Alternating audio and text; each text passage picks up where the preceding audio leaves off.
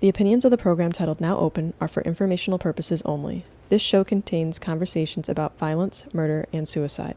The opinions expressed does not reflect those of Rose and Toole. Viewer discretion is advised.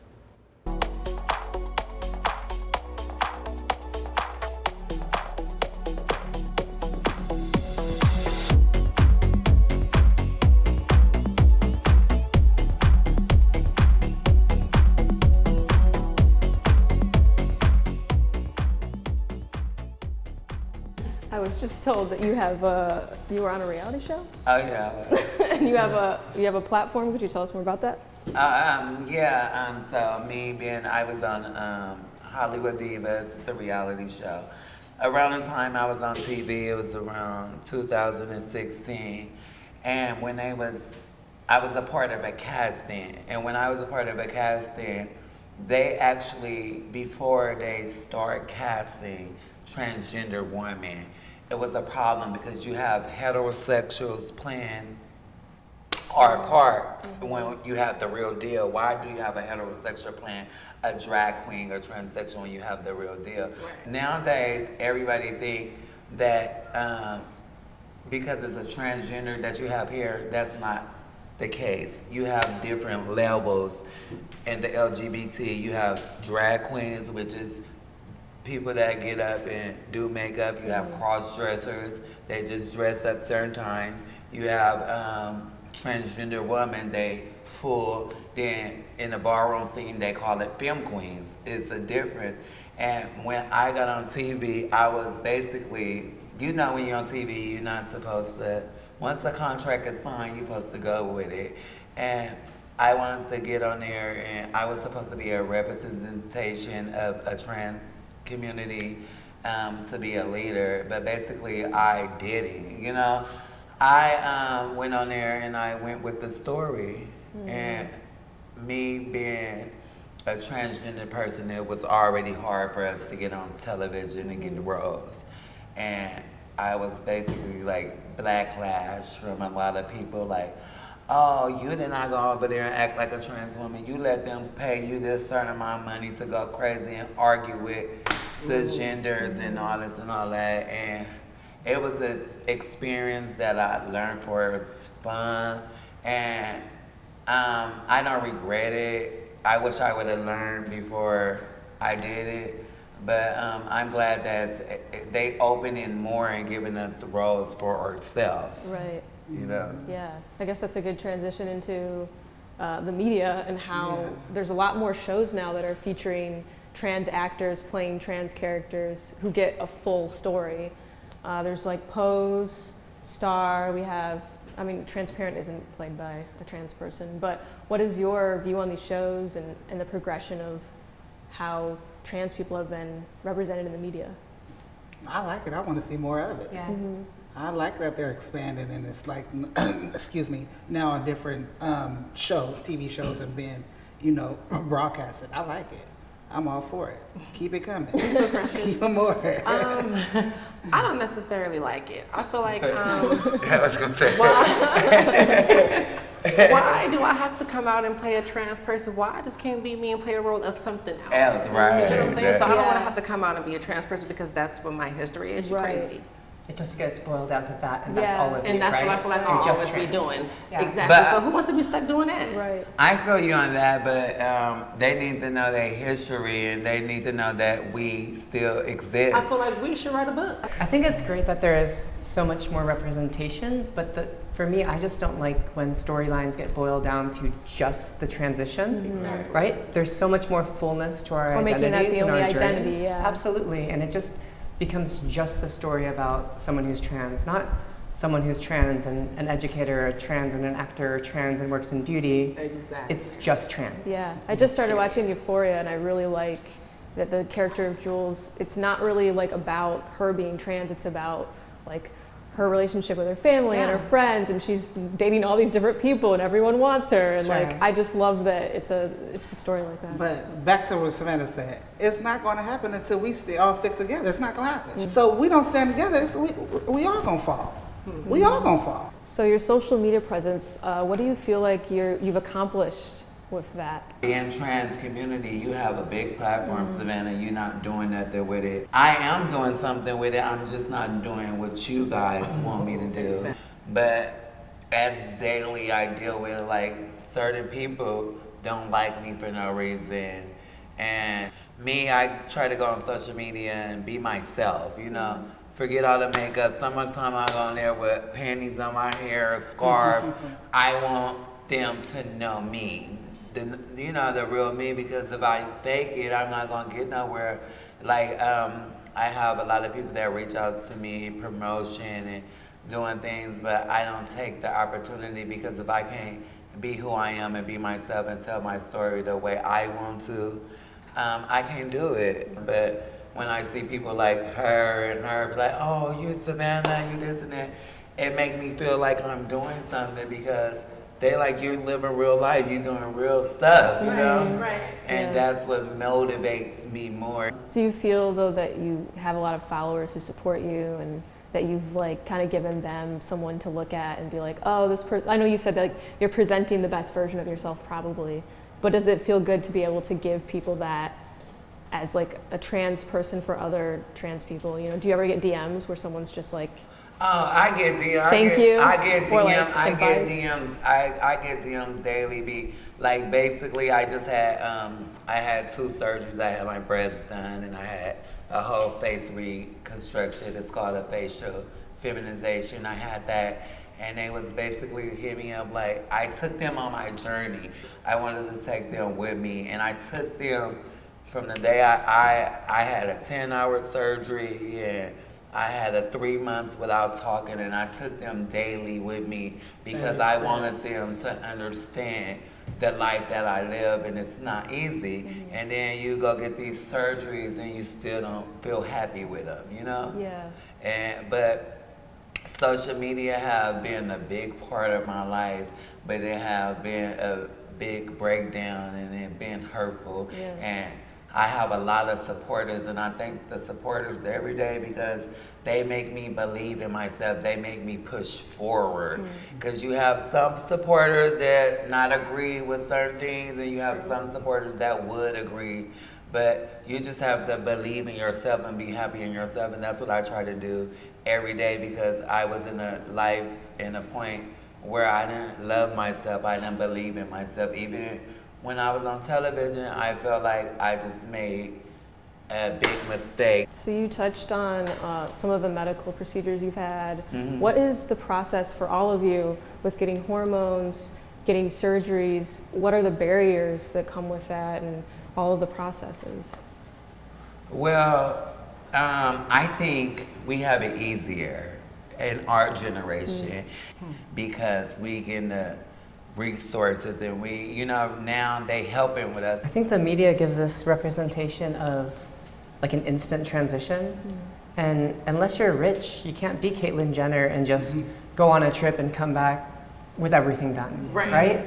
Like I've been calling my insurance every freaking week to try to get my facial feminization surgery scheduled, and it's always the same response. It's oh, we'll get to you, right? It could be another year. And that's having a full-time job with insurance.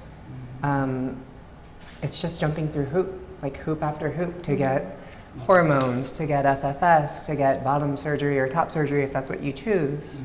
What are those processes like for, like when you go to the doctor, is it just, do they give you the hormones right away? Do you have to, I was about to say, do you have to answer lots of questions? No, see, when you, like being a transgender woman, they, like I said, they feel that it's a mental disorder. So what we have to do, we have to see therapists. So you have to see a hormone therapist, a mental therapist, then they start doing hormones. Some people feel that they don't need therapists, so they buy it under the table. So, and then that's when you overboard with it. And that's when people start dying. Exactly. You have certain things. It's called a pump party. A lot of people don't know it's a pump party where a lady would come in, a transgender woman.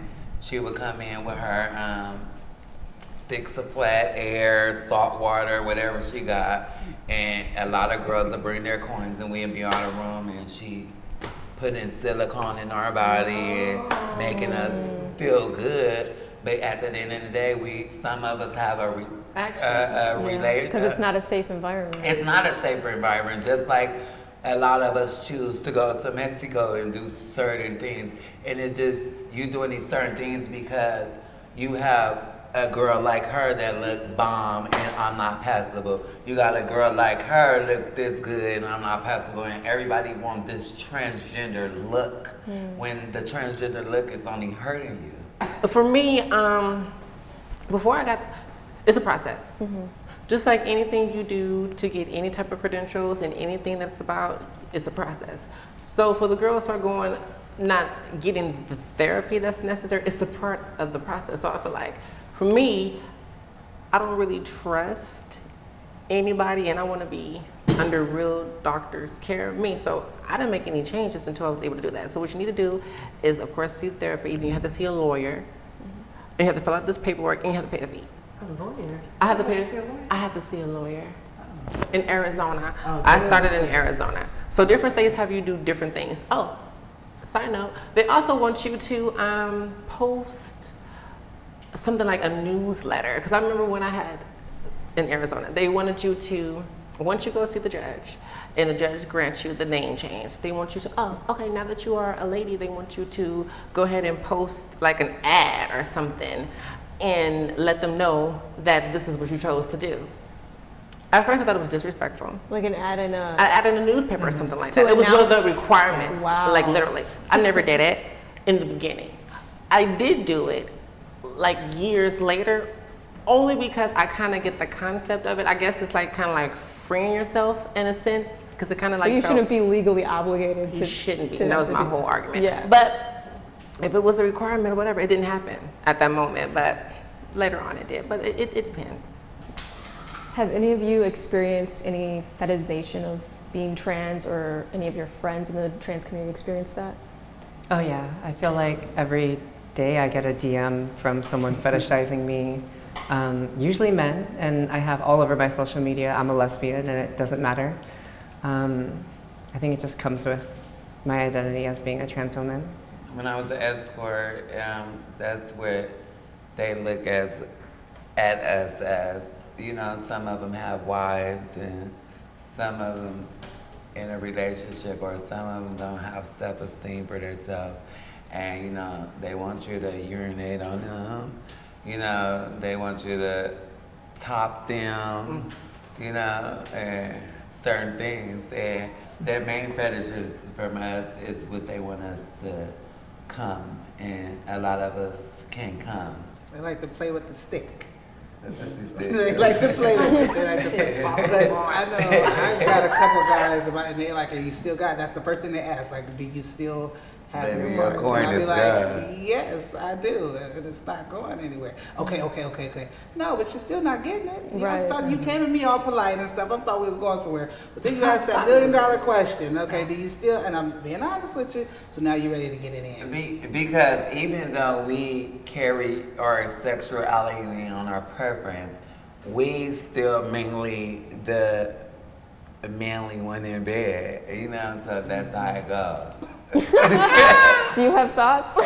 You know, But with you having a gender change, with the before sex change, before I had the sex change, people are going to fantasize about people, period, whether you're trans or not. People are going to like what they like, and if you fit into the box of what they like, then go for it. But I'm not about to sit here and like stroke your ego unless my ego's being stroked. Have you had anyone who's been interested in you, and then when you say like I'm gonna get a sex change or I'm gonna change something, have they lost interest? Some of them have, and some of them are okay with the people that I date, like women, cis women, period. The people that I date. So when I tell them that this is what it's about, they're like, oh, that's nice. But they know that I had the sex change, so they don't really be tripping. But if I didn't have the sex change, then they wouldn't be attracted to me, if that makes sense. when I was in my relationship, I was with a guy, but when I met the guy, I was a gay male butch queen, and we broke up, so I started transitioning. And, you know, when he came around, he didn't really, you know, really feel it, and I transitioned back for him. So when I transitioned back, I was taking hormones, but I still had hormone breasts, but I was out living a lie because he did not accept me as being me. He was just basically like, it's history. You know, we lived the life. I still like you, but I don't live up to your gender or your sexuality.